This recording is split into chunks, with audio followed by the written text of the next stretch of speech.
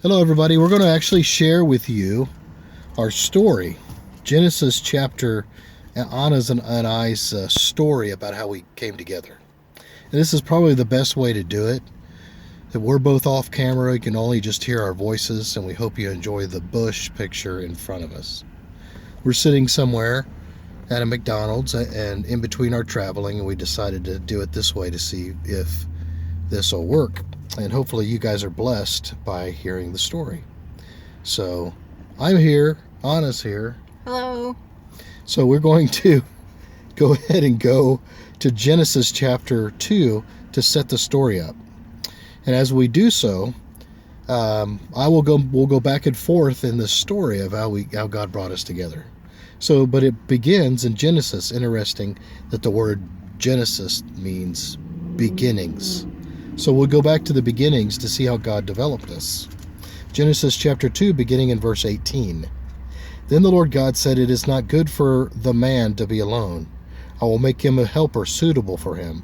Out of the ground the Lord God formed every beast of the field and every bird of the sky and brought them to the man to see what he would call them. And whatever the man called a living creature, that was its name. The man gave names to all the cattle and to the birds of the sky and every beast of the field. But for Adam there was not found a helper suitable for him. So the Lord God caused a deep sleep to fall upon the man, and he slept. Then he took one of his ribs and closed up the flesh at that place. The Lord God had fashioned into a woman the rib which he had taken from the man, and brought her to the man. The man said, "This is now bone of my bones and flesh of my flesh. She shall be called woman, because she was taken out of man. For this reason a man shall leave his father and mother and be joined to his wife, and they shall become one flesh. And the man and his wife were both naked and were not ashamed." So we see in this story how God brought the two together. And we believe that our story mirrors the Genesis story, where God brought actually Anna to me. He took a rib out of my life, which is her, developed her, and then brought her to me. Before that, I was asleep. Before that, I was naming the animals. I was in a particular ministry, and I've been in a particular ministry or a particular place of God's will for my life, not looking for a relationship at all. I was asleep after I named the animals. And while I was asleep, the Lord was developing Anna. And so with that being said, we're going to turn over, and her and I will continue to talk. We're going to try to do a 2-part series, probably 3-part, depending on how long it takes, and go from there and see how this all develops. But we're going to talk about how God brought us together, what God did with her, how God put it on her heart to leave where she left from and to come to me, and how she did not know where I was, and how God actually led her right to me, literally almost to my doorstep. So we believe that's with every marriage, that's how God does it. It's not an engagement for 10 years. It's not a boyfriend and girlfriend or a live-in individual for 2 years, 5 years, 10 years. It is God causing the man who is in God's will and doing God's will to fall asleep concerning a relationship. And then God takes a part of the man and develops the wife for the man, and then brings the wife to the man. So there's no dating, there's no any of those things to try to figure out which one's the right one for us. If we follow this process, then God will bring us to our mate. So with that being said, also, I'm going to turn it over to Anna, and she's going to tell you how and where she got started and how God led her to me. And you, Anna, were in where? Where did you start? So first I lived in Michigan, near Detroit, and God showed me Adam through YouTube and told me that this was my husband and that he was going to lead me to him. And I had no idea where Adam was, but he told me, first of all, to start off in Tulsa, Oklahoma. So I drove through the night to Tulsa, Oklahoma, to the largest praying hands in the world. And I sat there in my van, not knowing why I was there. But I reached out to Adam, and I said, do you know a safe place that I could sleep? And he told me the exact spot that I was sitting at the Walmart where he happened to work. Yes, I was actually surprised when she reached out to me and told me that you were in Tulsa. And I'm like, what in the world? You're in Tulsa? And I'm looking back, actually, in a lot of ways, thinking about a lot of the videos that I said, and I thought, did I mention that? Did this person mention or think about maybe someplace that I mentioned that I would be? And I worked for Walmart for 17 years, as you know in my testimony, those who have read it or listened to it. And I left the store that was across the street from the Praying Hands. That was my last day there at that store, and God led Anna to the Praying Hands across the street. And he happened to leave on my birthday from that store. Yeah. And we didn't know that until we met each other. And I still didn't really know why I was there at the time. And then God led me down to Texas in Galveston on the coast.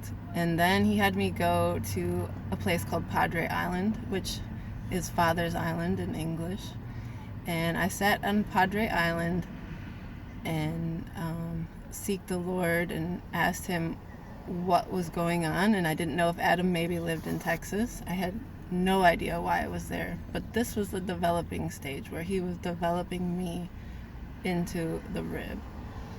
And I did a lot of praying. I stayed there for a month and a half through Thanksgiving, Christmas, New Year's, and God was speaking to me there and teaching me a lot of things, and I was reading my Bible, and that is when I wrote all the Bible verses on the ceiling in the van that you see, and that was my ultimate war room.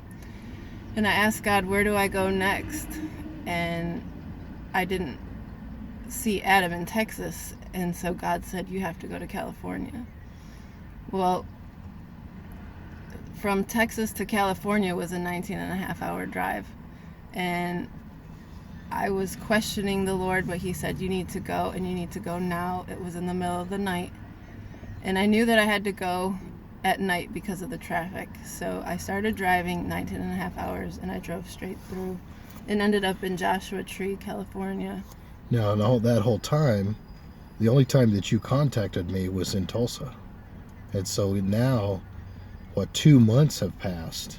No contact. You had probably, watched all the videos, kept watching the videos, but there was really no communication between the two of us. Yes, the Lord was speaking to me through Adam's videos and helping me figure out what I needed to do and where I needed to go, really.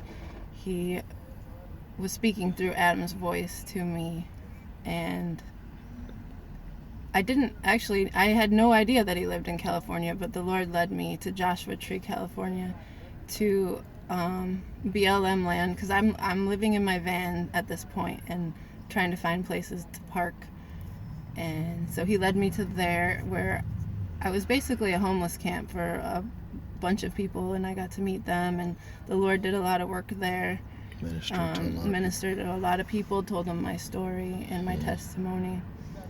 And I was there for about 4 weeks, and then the Lord led me to San Diego, California. And then he led me up the coast and keep going north. But he wouldn't let me go any further north than LA.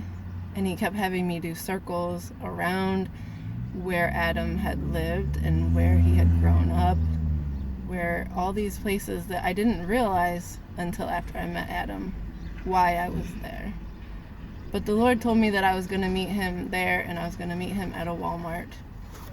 So the time that you came from Joshua Tree up into where I was, because she had actually contacted me again now a couple of months later and asked me where a good safe place was around the Southern California area, Yeah, a Walmart Long Beach. I wasn't or sure. a Long Beach area. Yeah. So, and I said not to go any further north because you're safer staying in the southern cities because it was cleaner and it was safer. It was just overall safer along the coast south. If anybody's living and knows, listening to this video, knows what I'm talking about.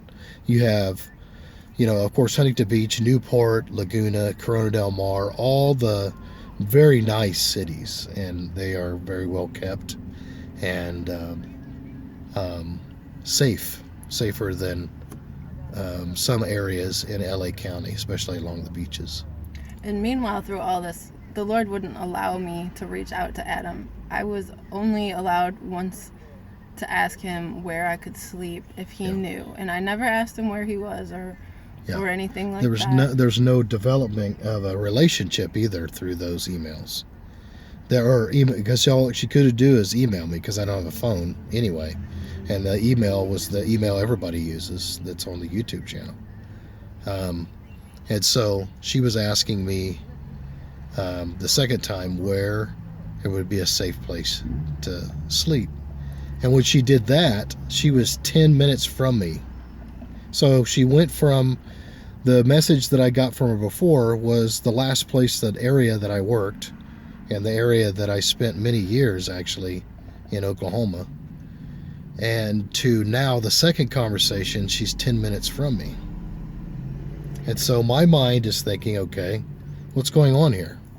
I'm still asleep spiritually. I'm not focused on anybody. What's going on here? And the whole time I could see, looking back on it, we've even talked about it, how careful she was and how respectful. That it wasn't a demand upon me. It was her waiting upon the Lord to see how this would develop and if it would develop. And she trusted God. She was the rib that God was developing, bringing to me. But God was so good in the way he did it is that he made sure that I was in a place to receive every little message and conversation that we had with each other. It was a slow process. And the second time that she asked, as I said, I never told her that she was 10 minutes from me, but I suggested a place, a Walmart to go that was near me. And I never even went over to kind of drive by to see where she was or whatever. I just left it alone. I was in a sleeping stage. And at this point, I still didn't know he lived in California. I had no idea where he was, other than the Lord told me to ask him where a safe place was to sleep. Yeah. And he could have been anywhere in the United States, and I would have not known that, other than the fact that the Lord told me to go there. So I went there, and I eventually, I said, this is where I am. Am I even close to you? And now, with that being said, that's going to be part 2 of this video. So, because we want to make the videos as short and interesting, so everybody can follow along. So, this is part 1 of the story, and we'll make part 2 soon. We'll download this in the next day or so everybody can listen, and then we'll make part 2. God bless you guys. Have a good day. Bye-bye.